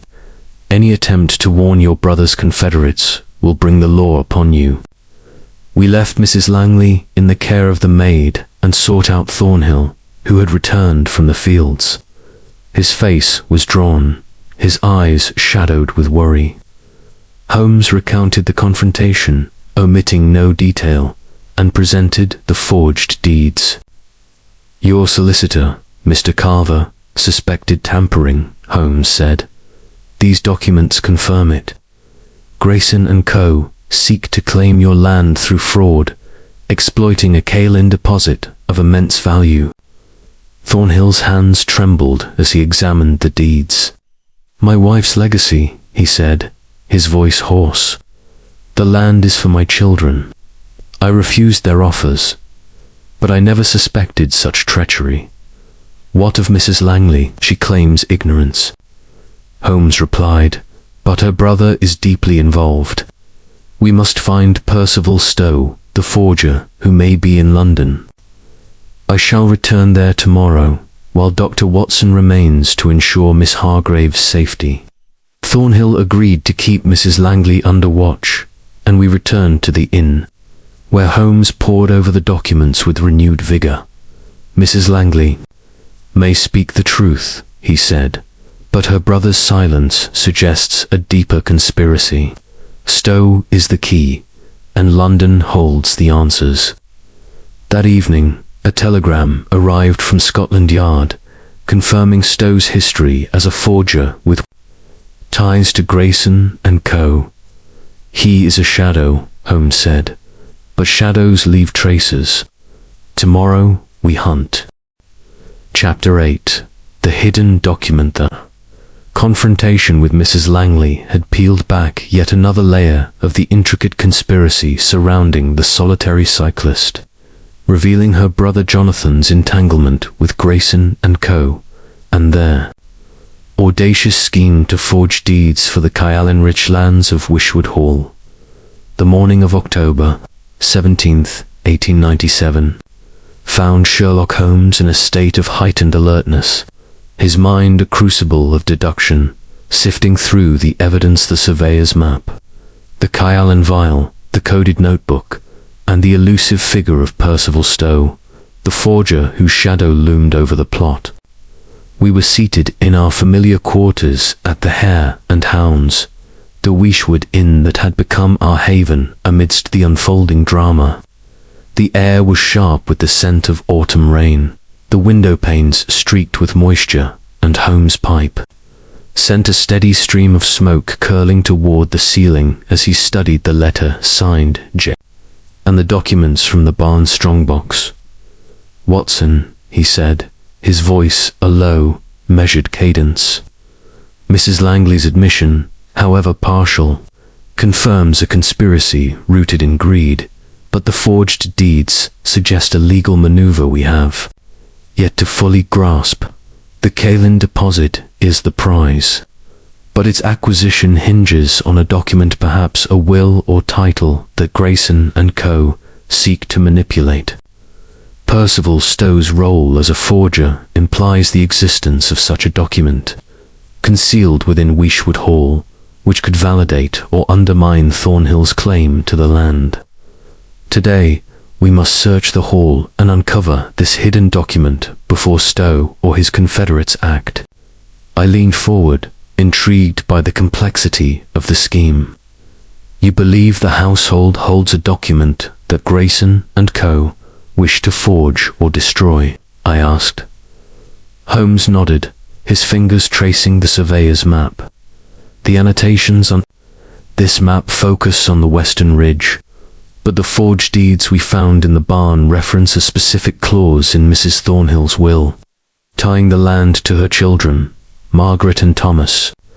If such a will exists, it may contain a codicil or condition that Grayson and Co. seek to alter. Miss Hargrave, as governess, has access to the household's private papers, which explains Hale's pursuit. She may unwittingly hold the key to their plan." Holmes' plan was characteristically precise. We would return to Wishwood Hall, ostensibly to update Mr. Thornhill on the investigation, while conducting a discreet search of his study and Mrs. Langley's quarters for any document related to the estate's title. Mrs. Langley must remain under watch, Holmes said, for her loyalty to her brother may yet lead her to interfere. And we must locate Vincent Hale, who has vanished since our confrontation in the cellar. He may attempt to retrieve this document before us. We prepared for the day with care, Holmes packing his lock-picking tools, a magnifying glass, and the Kalen documents, while I ensured my revolver was ready, mindful of the unknown figure, whose footsteps had disturbed our vigil in the clearing. Miss Hargrave was informed by telegram to expect us and to keep Mrs. Langley occupied during our search. We set out in the dogcart, the Hertfordshire lanes slick with rain, the fields shrouded in a grey mist that lent an air of foreboding to our mission. Weishwood Hall stood resolute against the drizzle, its ivy-clad walls glistening, its windows like dark mirrors reflecting the clouded sky. Miss Hargrave met us at the entrance, her face taut with anxiety. "Mr. Thornhill is in his study," she said, her voice low. "Mrs. Langley has been subdued since yesterday, but she watches me closely. The children are with the maid in the garden." Holmes' eyes gleamed with purpose. "Excellent, Miss Hargrave. Engage Mrs. Langley in conversation, perhaps about the children's lessons, and keep her in the drawing room. Dr. Watson and I will speak with Mr. Thornhill." We entered the hall, its corridors echoing with the quiet dignity of age. Thornhill greeted us in his study, a book-lined room with a heavy oak desk and a fire crackling in the grate. His face was haggard, his eyes shadowed with worry. "Mr. Holmes," he said, rising, "have I Mrs. Langley to thank for this treachery? I trusted her implicitly." Holmes adopted a reassuring tone. "Her role is uncertain, Mr. Thornhill, but her brother is deeply involved. We have evidence of forged deeds crafted by a man named Percival Stowe to claim the Kalen deposit beneath your land. We believe a document, perhaps your late wife's will, holds the key to their scheme. May we examine your papers?" Thornhill hesitated, his hands trembling. "My wife's will is secure, locked in this desk, but I have not reviewed it since. Her death 3 years ago. Could they have tampered with it?" Holmes' gaze sharpened. "We shall see. Please open the desk." Thornhill produced a key and unlocked the drawer, revealing a bundle of legal papers, including a sealed envelope marked "Last Will and Testament of Eleanor Thornhill." Holmes examined it with his magnifying glass, noting the wax seals. "Integrity, untouched," he murmured, "but we must verify its contents." With Thornhill's permission, Holmes broke the seal and scanned the will. It confirmed the land's entailment to Margaret and Thomas, with a codicil stipulating that any sale required the approval of a trustee, and Mr. Edward Carver, the solicitor who had visited the previous day. "This explains Carver's concern," Holmes said. "Grayson and Co. seek to forge this codicil, removing the trustee's authority." But the will was not the hidden document Holmes sought. He turned to the desk, methodically searching its compartments. In a false bottom, concealed beneath a ledger, he found a small packet, its paper yellowed with age. It was a deed, dated 1850, granting the Western Ridge to the Thornhill family in perpetuity, with a clause prohibiting mineral extraction without the consent of all heirs. "This is the document they fear," Holmes said, his voice triumphant. "It renders their Kalen scheme legally impossible unless forged." Before we could examine it further, a cry from the drawing room startled us. We rushed to find Miss Hargrave grappling with Mrs. Langley, who clutched a letter she had attempted to burn in the fire. She was destroying this. "Miss Hargrave!" exclaimed, wresting the paper free. Holmes seized the letter, its edges charred but legible. It was from Percival Stowe to Jonathan Langley, instructing him to retrieve the 1850 deed from the hall before Carver's next visit. Mrs. Langley, Holmes said, his voice cold. Your loyalty to your brother has led you to treason against this household. Explain yourself. Mrs. Langley collapsed into a chair, her face ashen. I found the letter in my room this morning, she sobbed. Jonathan must have left it weeks ago. I panicked, thought burning it would protect him. I swear, I knew nothing of deeds or Caelan until now. Holmes' expression was unyielding. You have endangered Mr. Thornhill's estate. You will remain here under guard until we resolve this matter. Thornhill, shaken, agreed to confine Mrs. Langley to her quarters. Holmes pocketed the deed and the charred letter, his mind already racing ahead. The hidden document confirms the conspiracy, he said as we returned to the inn. Stowe and Grayson and Co. aimed to replace this deed with a forgery, bypassing the entailment. But Hale remains at large, and Stowe is in London. Tomorrow we pursue them both. That evening, a telegram from Scotland Yard confirmed Stowe's last known address in Bloomsbury. Holmes planned a dawn departure for London, while I was to guard the deed and ensure Miss Hargrave's safety. The cyclist's shadow is fading. Watson, Holmes said, his pipe glowing in the darkness, but the true culprits remain.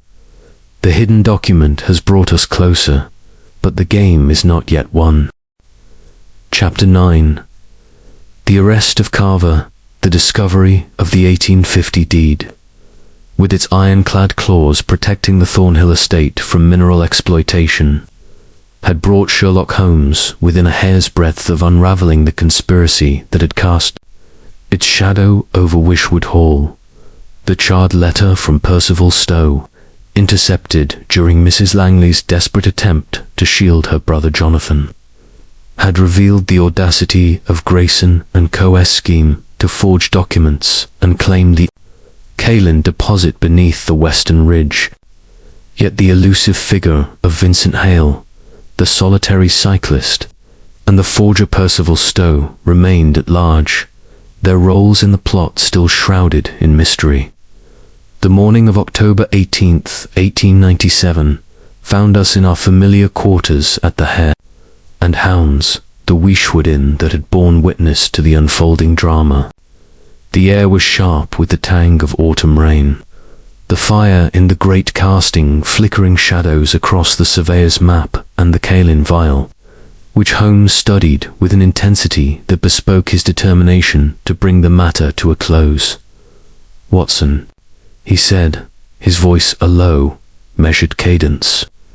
The deed has confirmed the stakes of this conspiracy, but the solicitor, Edward Carver, is the linchpin. His visit to Wishwood Hall, his concern over the deed's authenticity, and his name in the will's codicil suggest he is either a guardian of the estate's integrity or a covert ally of Grayson and Co. His actions in London will tell us which. We must pursue him there, and swiftly. For Stowe's letter indicates he knows of the 1850 deed and may act to secure or destroy it. I leaned forward, my mind grappling with the complexity of the case. You suspect Carver of complicity. He seemed genuinely concerned for Thornhill's interests. Holmes' eyes narrowed, his pipe unlit but clenched between his teeth. Appearances are the conspirator's cloak, Watson. Carver's role as trustee gives him access to the estate's legal documents, making him ideally placed to facilitate a forgery.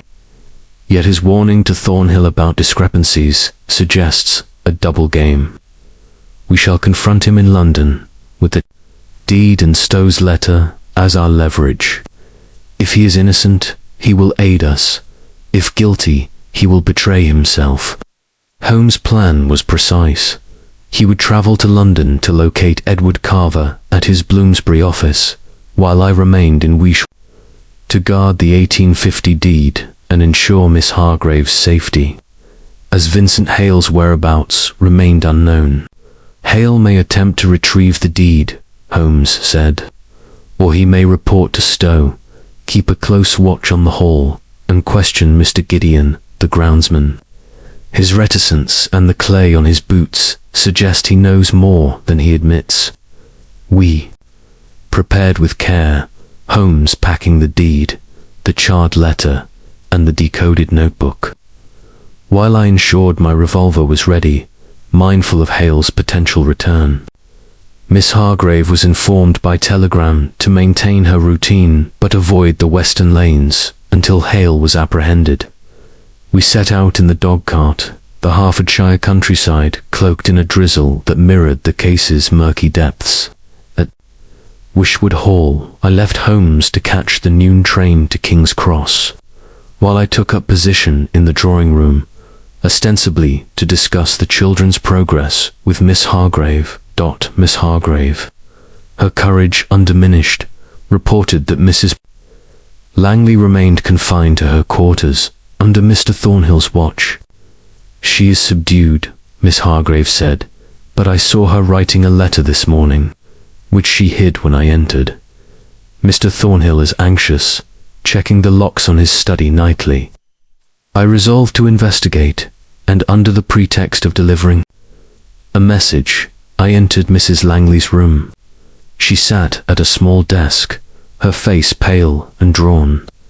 "Dr. Watson," she said, her voice trembling, "I have done wrong, but I swear I knew nothing of forgeries. Jonathan misled me." I seized the letter she had hidden, finding it addressed to an unknown recipient in London, urging them to cease all actions. "Who is this for?" I demanded. She hesitated, then whispered, "Mr. Carver." I thought he might stop Jonathan's madness. Her admission sent a chill through me, and I wired Holmes immediately, enclosing the letter's contents. Meanwhile, in London, Holmes arrived at Carver's office, a modest suite in Bloomsbury, its walls lined with legal tomes. Carver, a lean man of 50 with sharp features and nervous hands, greeted Holmes with a guarded smile. "Mr. Holmes," he said, "I expected your visit after Thornhill mentioned your inquiries. How may I assist?" Holmes produced the 1850 deed and Stowe's letter, watching Carver's reaction. "These documents implicate Grayson and Co. in a scheme to forge your client's title," he said. "Your name appears in Mrs. Thornhill's will as trustee, yet you met with Jonathan Langley last week, as Mrs. Langley's letter confirms. Explain your role, Mr. Carver." Carver's face blanched, his hands trembling. "I met Langley to discuss the estate," he stammered. "He claimed to represent Grayson and Co., seeking a legitimate purchase. I warned Thornhill of possible fraud, as the deeds showed irregularities." Holmes' gaze was unrelenting. "And yet you did not report Langley to the authorities. Why?" Before Carver could respond, a commotion outside interrupted a scuffle, followed by shouts. Holmes rushed to the window, spotting Vincent Hale, his green bicycle unmistakable, attempting to flee to constables. Holmes dashed downstairs, joining the pursuit, and Hale was apprehended in a nearby alley, his silver handlebars glinting in the lamplight. Back at Carver's office, Holmes confronted both men, now under Scotland Yard's guard. Hale, defiant, admitted to shadowing Miss Hargrave on Langley's orders, but claimed Carver was the mastermind. "He paid me to watch the governess," Hale said. "Said she was nosing into the deeds." Carver protested, but Holmes produced Mrs. Langley's letter, its plea to cease actions damning evidence. "You conspired with Langley and Stowe," Holmes said, "using your position to forge the 1850 deeds clause, ensuring Grayson and Co.'s access to the Kalin." Under pressure, Carver confessed. "I was coerced," he said, his voice breaking. Grayson and Co. threatened my family unless I altered the deed. I tried to warn Thornhill indirectly, hoping he'd secure the original. Holmes signaled the constables, and Carver was arrested, his office sealed for further evidence. Hale, too, was taken into custody, his role as the cyclist confirmed. Holmes wired me to secure Wishwood Hall, as Stowe remained at large. Returning to the inn that evening, Holmes studied the seized documents, his pipe glowing. Carver's arrest is a blow to Grayson and Co., he said, but Stowe is the final piece. Tomorrow we hunt the forger, and the cyclist's shadow will fade. Chapter 10. Dunstan's resolved the arrest of Edward Carver and the capture of Vincent. Hale had struck a decisive blow against the conspiracy that had ensnared Wishwood Hall. Yet the elusive figure of Percival Stowe, the master forger, remained a shadow beyond our grasp. The morning of October 19th, 1897, found Sherlock Holmes in a state of restless determination, his mind a crucible forging the final links in the chain of evidence. The 1850 deed, the kaolin vial, the charred letter from SDO, and the confessions of Jonathan Langley and Carver. We were seated in our familiar quarters at the Hare and Hounds, the Wishwood Inn that had borne witness to the unfolding drama. The air was crisp with the scent of wet leaves, the fire in the grate casting a warm glow across the surveyor's map and the decoded notebook, which Holmes studied with an intensity that bespoke his resolve to bring the matter to a close. "Watson," he said, his voice a low, deliberate murmur, "Carver's confession has exposed the heart of Grayson and Co.'s scheme to forge the 1850 deed and claim the kaolin deposit beneath the western ridge. Yet Stowe, the architect of the forgery, remains at large, and his absence suggests a final gambit. Mr. Reginald Dunstan, as the guardian of his children's inheritance, must now take a stand. His resolve will determine whether the estate is preserved or falls to the conspirators' designs." I leaned forward, my mind grappling with the case's complexity. "You believe Dunstan is unaware of the full extent of the plot?" I asked. He seemed shaken by Carver's betrayal. Holmes nodded, his pipe sending tendrils of smoke toward the ceiling. "Dunstan's distraction and trust in Carver suggest ignorance, but his determination to protect his children's legacy is evident.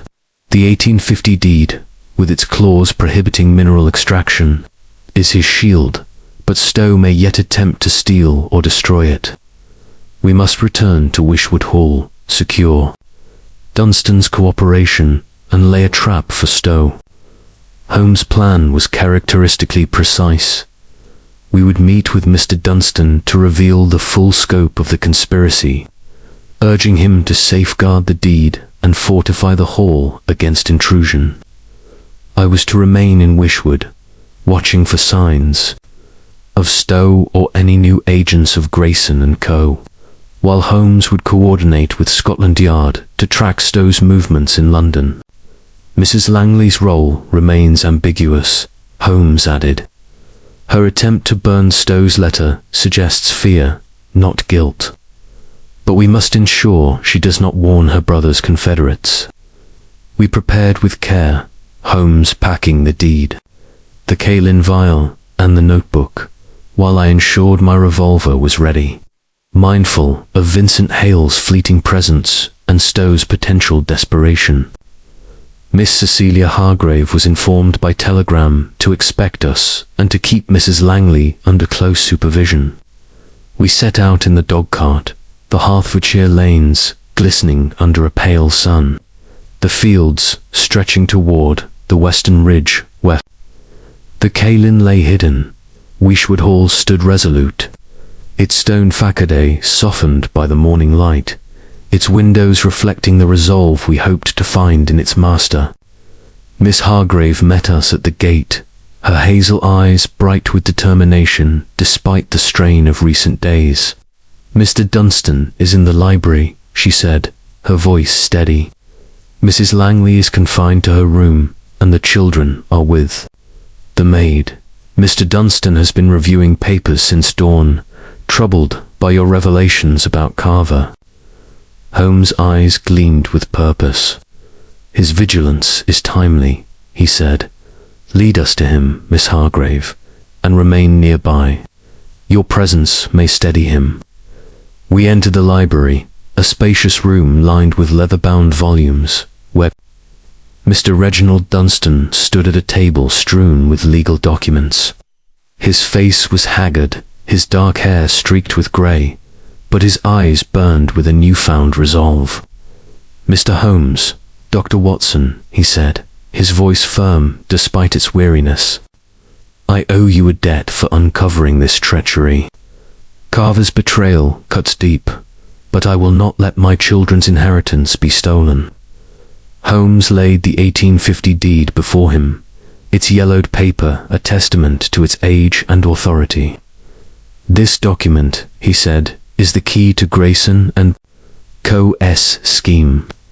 They sought to forge its clause, allowing them to exploit the kaolin deposit beneath your land. Carver confessed to his role, coerced by threats, but Percival Stowe, the forger, remains at large. We must secure this deed and prepare for Stowe's next move."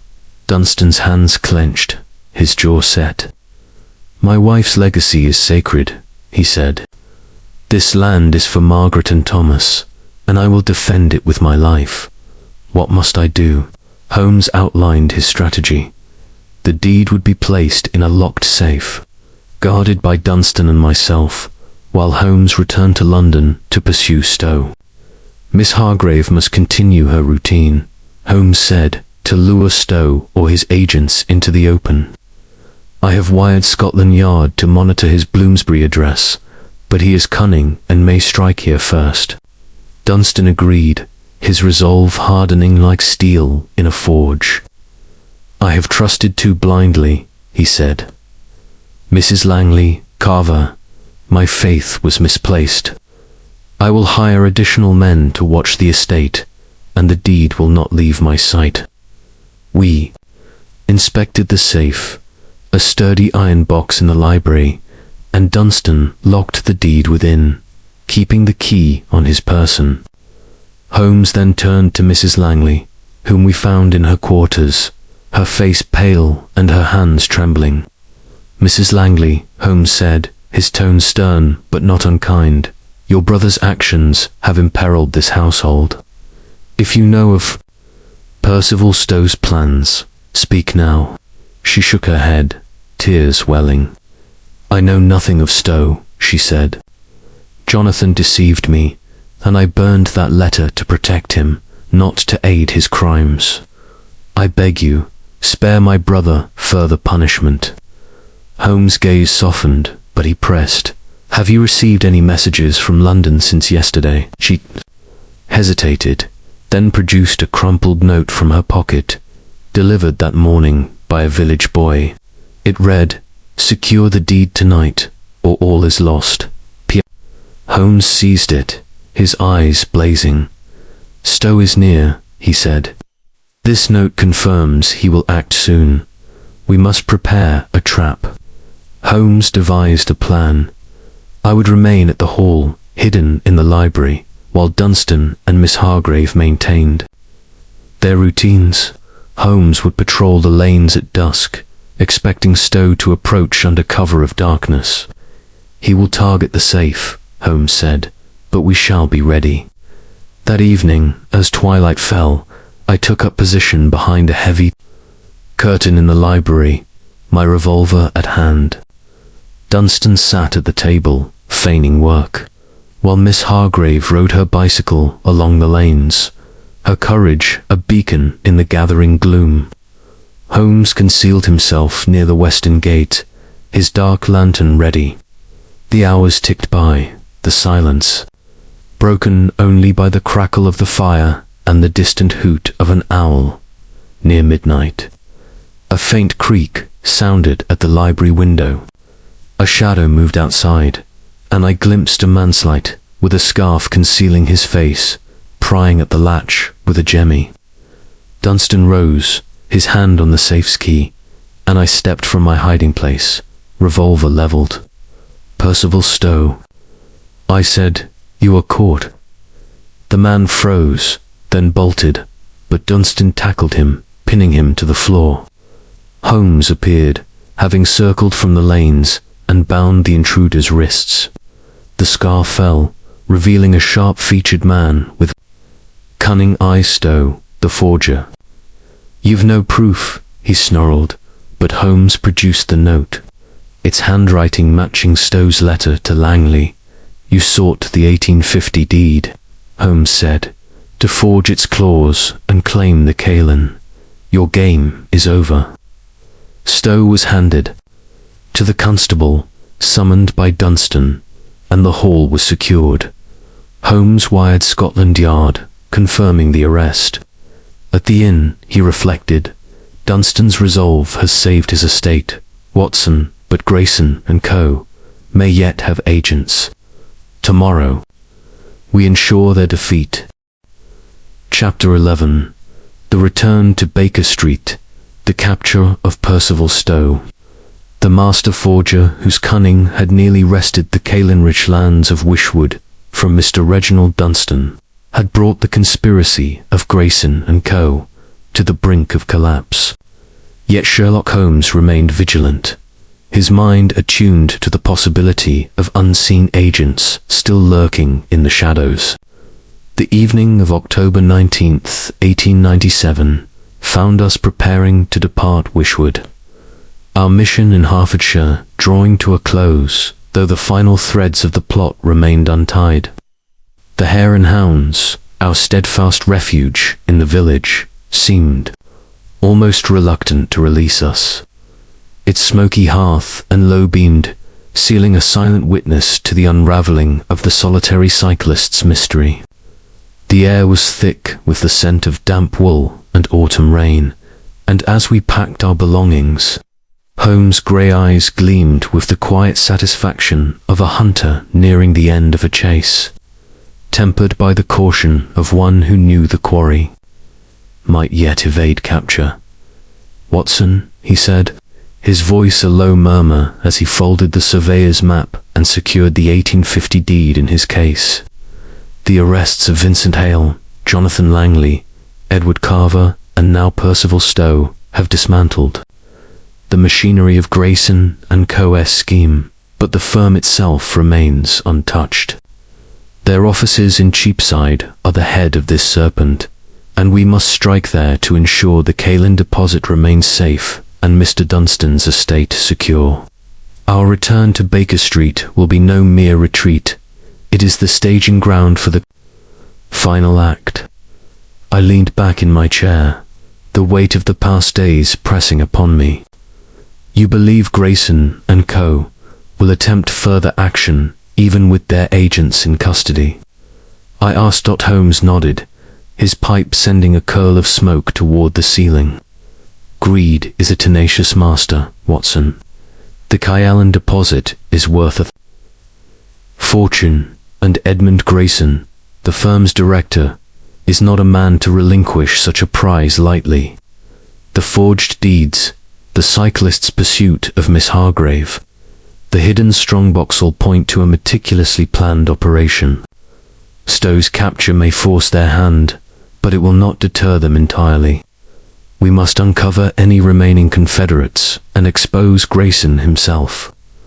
Our departure from Wishwood was swift, arranged with the efficiency that marked Holmes' methods. Miss Cecilia Hargrave, whose courage had been a beacon throughout the affair, met us at the inn to bid farewell. Her face, though pale from the strain of recent events, bore a resolute calm. "Mr. Holmes, Dr. Watson," she said, her voice steady, "I cannot thank you enough.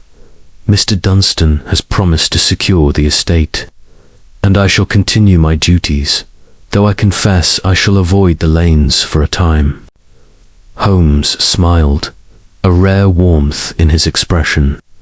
"You have shown remarkable fortitude, Miss Hargrave. Should any further disturbance arise, wire me at once. The deed is safe, and Mr. Dunstan's resolve will protect it, but remain vigilant." Mr. Dunstan, too, expressed his gratitude, his haggard features softened by determination. "The land is my children's birthright," he said, clasping Holmes' hand. "I have engaged a new solicitor and stationed men to guard the hall. Grayson and Co. will find no foothold here." We took the evening train to King's Cross, the Hertfordshire countryside fading into the twilight as the rhythmic clatter of the carriage lulled my thoughts. Holmes, however, was alert, his eyes fixed on the passing fields, his mind no doubt dissecting the case's remaining enigmas.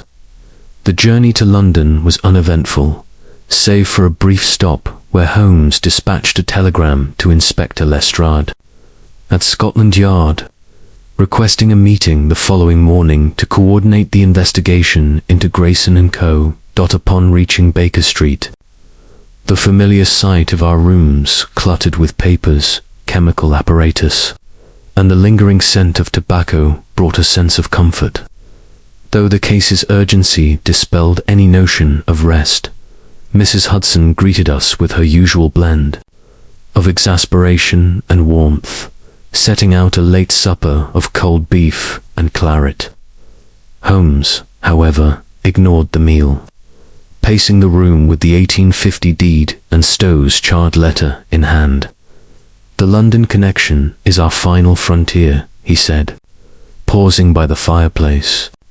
"Grayson and Co.'s public face as railway developers masks their true intent, exploiting the kaolin for a porcelain manufactory. Edmund Grayson must be confronted, but we need evidence linking him directly to the forgeries. Stowe's confession may provide it, but we must also search his Bloomsbury lodgings for further documents." I ventured a question, my mind still turning over the household's dynamics. "What of Mrs. Langley? Her confession seemed genuine, yet her brother's actions implicated her." Holmes nodded, his expression inscrutable. "Mrs. Langley's loyalty to Jonathan was her undoing, but I believe her ignorance of the full plot. She will face scrutiny, but Dunstan's mercy may spare her prosecution. Our focus now is Grayson and any agents he may yet employ." The following morning, Inspector Lestrade arrived, his ferret-like features creased with curiosity. "Holmes," he said, settling into an armchair, "you've stirred a hornet's nest with this Wishwood business. Stowe's in custody, singing like a canary, but he claims Grayson gave all the orders. We've searched his Bloomsbury rooms," and Holmes leaned forward, his eyes blazing. "And what did you find?" Lestrade produced a small packet of letters, sealed with Grayson and Co.'s letterhead. "Correspondence between Stowe and Grayson," he said, detailing the kaolin scheme and instructions to forge the 1850 deed. "There's enough here to raid their offices, but Grayson's a slippery one. He's vanished, left London yesterday, according to his clerk." Holmes' jaw tightened. "Then we must act swiftly. Grayson may flee the country, taking his profits with him. Watson, we shall visit Cheapside today and search Grayson's office ourselves." We set out for Cheapside, the London streets bustling with the clamour of hansoms and newsboys. Grayson and Co.'s office was sealed by Scotland Yard, but warrant gained us entry. The rooms were a labyrinth of ledgers and maps, but Holmes' keen eye quickly uncovered a hidden safe behind a portrait. With his lock-picking tools, he opened it, revealing a ledger detailing payments to Stowe, Langley, Carver, and a fourth named Henry Marlowe, a geologist hired to verify the kaolin's value. "Marlowe," Holmes said, his voice sharp, "the final agent. He may know Grayson's whereabouts." We returned to Baker Street, where Holmes dispatched telegrams to track Marlowe, while Lestrade coordinated a manhunt for Grayson. As night fell, Holmes sat by the fire, his pipe glowing, his mind a whirl of deduction. Dunstan's resolve has secured Weishwood, he said, but Grayson's escape threatens to unravel our work. Tomorrow we find Marlowe, and the cyclist's shadow will be dispelled. Chapter 12. A quiet conclusion. The return to Baker Street had marked a turning point in the affair of the solitary cyclist. With the arrests of Vincent Hale, Jonathan Langley, Edward Carver, and Percival Stowe dismantling the machinery of Grayson and Co., an audacious scheme to seize the Kyallan-rich lands of Weishwood Hall. Yet the elusive figures of Edmund Grayson, the firm's director, and Henry Marlowe, the geologist who had verified the deposit's value, remained beyond our reach, their absence a lingering shadow over the case. The morning of October 20th, 1897, found Sherlock Holmes in a state of quiet resolve, his mind a crucible in which the final elements of the conspiracy were being refined into a coherent whole. Our rooms at 2-1B Baker Street, with their familiar clutter of papers, chemical apparatus, and the faint aroma of tobacco, provided a haven for reflection, though the urgency of the manhunt for Grayson and Marlowe dispelled any notion of repose. "Watson," Holmes said, his voice a low, measured cadence as he stood by the fireplace, his pipe sending curls of smoke toward the ceiling. "The Kyallan conspiracy has been all but thwarted. Thanks to Mr. Dunstan's resolve and the evidence, we have secured the 1850 deed, Stowe's letters, and Carver's confession. Yet Grayson and Co.'s ambition will not rest until their leader is brought to justice. Edmund Grayson, with his cunning and resources, may yet attempt to salvage his scheme, and Marlowe's expertise makes him a dangerous ally. Today, we must close the net." I leaned back in my armchair, the weight of the case's intricacies pressing upon me. "You believe Grayson will risk remaining in England?" I asked. "With Stowe and Carver in custody, his plot is exposed." Holmes nodded, his grey eyes gleaming with determination. "Greed is a relentless master, Watson. The Kyallan deposit is worth a fortune, and Grayson's absence from his Cheapside office suggests flight, not surrender. Marlowe's role as geologist indicates he may know the deposit's precise location, making him indispensable. We must find them before they vanish abroad." Holmes' plan was characteristically precise. He would coordinate with Inspector Lestrade to search Grayson's known haunts in London, while I was to return to Weishwood to ensure the safety of the 1850 deed and Miss Cecilia Hargrave, whose rides had unwittingly drawn the conspirators' attention. "Grayson may send a new agent to retrieve the deed," Holmes said, "or attempt to intimidate Mr. Dunstan. You must also question Mrs. Langley. Further, her loyalty to her brother may yet conceal vital information." We prepared with care, Holmes packing the incriminating documents and a photograph of the Kyallan vial, while I ensured my revolver was ready, mindful of the possibility of a desperate move by Grayson's agents.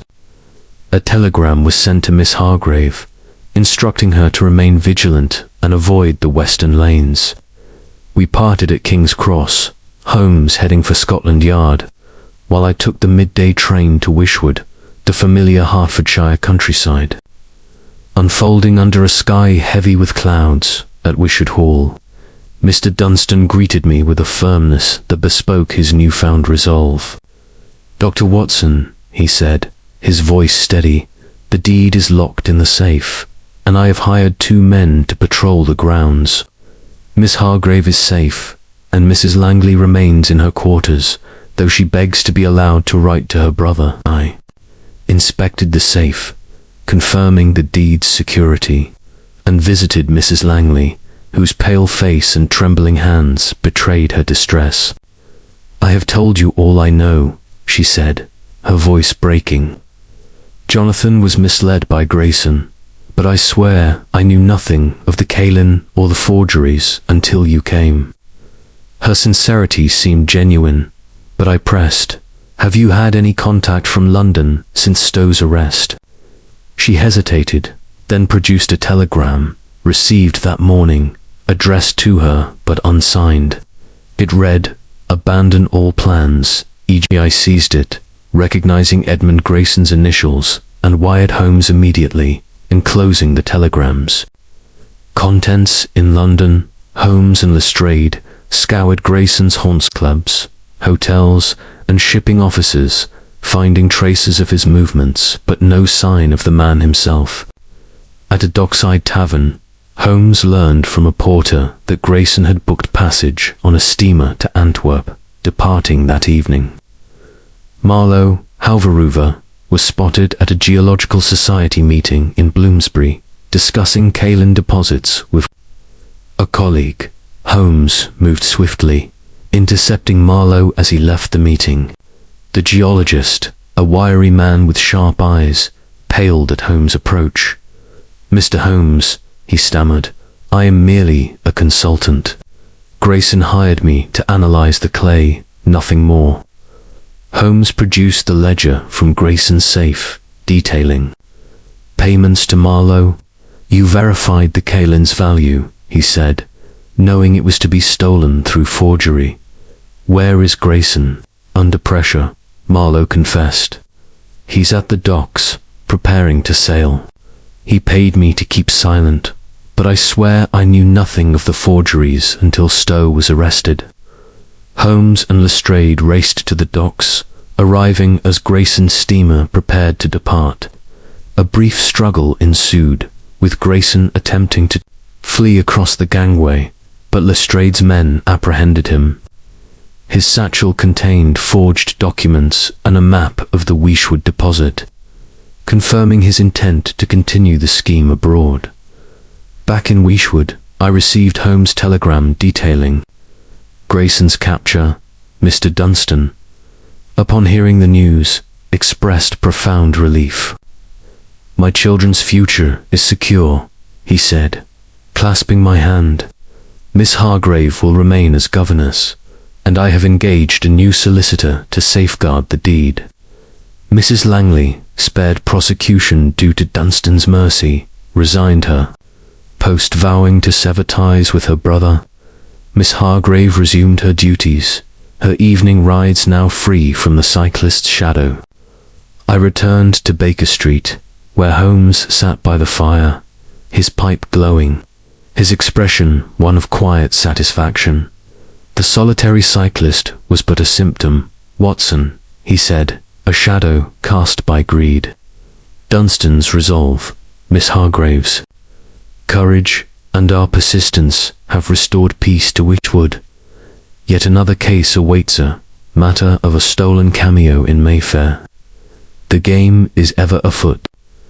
The affair of the solitary cyclist closed quietly. Grayson and Co.'s ambitions thwarted. The kaolin deposit preserved for Dunstan's heirs. As I penned these notes, the memory of those misty lanes lingered, a testament to Holmes' unerring pursuit of truth, however obscure its origins. The end.